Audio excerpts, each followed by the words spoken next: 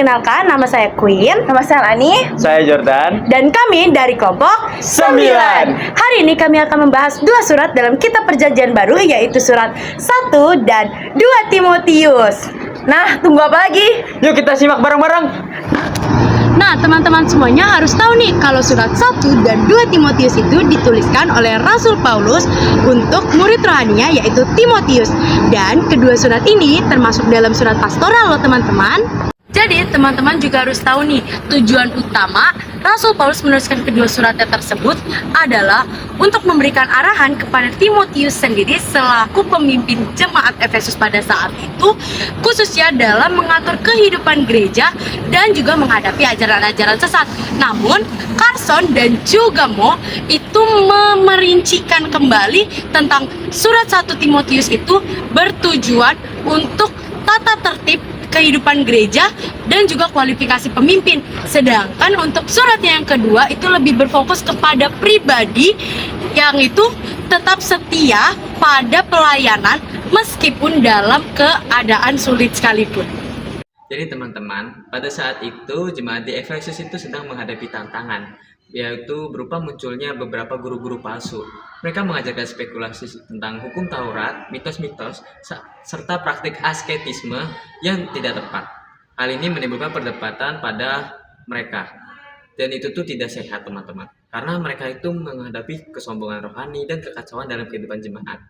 Berkhof juga menegaskan bahwa Paulus sedang menekankan bahwa ajaran seperti ini tuh harus dihentikan karena tidak menghasilkan perubahan pada hidup yang nyata yang seharusnya menjadi hasil dari Injil.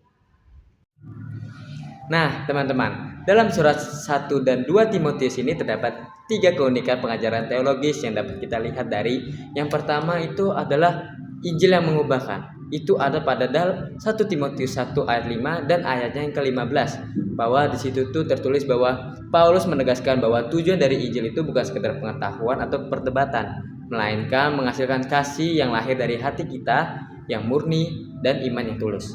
Ini juga menunjukkan bahwa iman sejati harus terlihat dalam perubahan hidup yang nyata. Lalu yang kedua itu adalah karakter pemimpin gereja. Dalam 1 Timotius 3 ayat 1 sampai 13, Paulus menekankan bahwa pemimpin gereja itu dipilih bukan hanya berdasarkan kemampuan, tetapi terutama berdasarkan pada karakter dan integritas hidup yang telah diubahkan oleh Injil.